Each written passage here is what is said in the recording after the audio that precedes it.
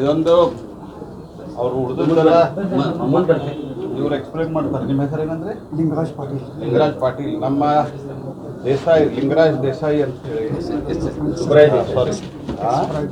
ಸುಬ್ರಾಯ್ ದೇಸಾಯಿ ಅಂತ ಹೇಳಿ ಇವರ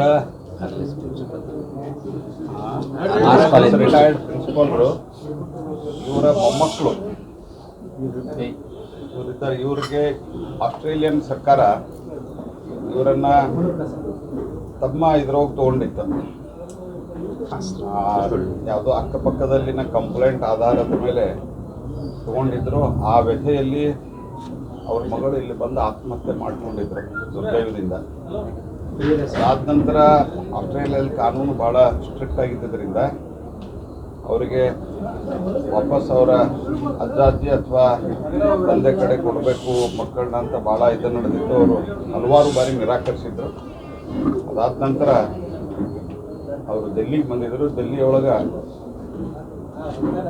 ಅವರು ನಮ್ಮ ಮನೆಯಲ್ಲಿದ್ದರು.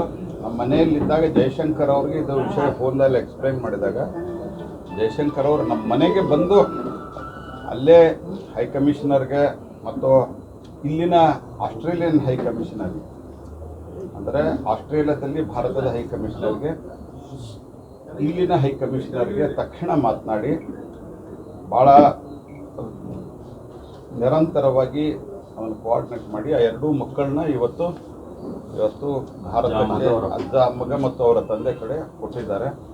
ಅದಕ್ಕೆ ಅವರು ಹೇಳಿದರು, ನಾವು ಮಾಧ್ಯಮದ ಮುಂದೆನೇ ನಿಮಗೆ ಕೃತಜ್ಞತೆ ಸಲ್ಲಿಸ್ತೀವಿ ಅಂತ. ನೀವು ಈ ಸಂದರ್ಭದಲ್ಲಿ ಅದಕ್ಕೆ ನಿಮ್ಗೆ ಏನಾರು ಹೇಳೋದಿದ್ರೆ ಹೇಳಿ.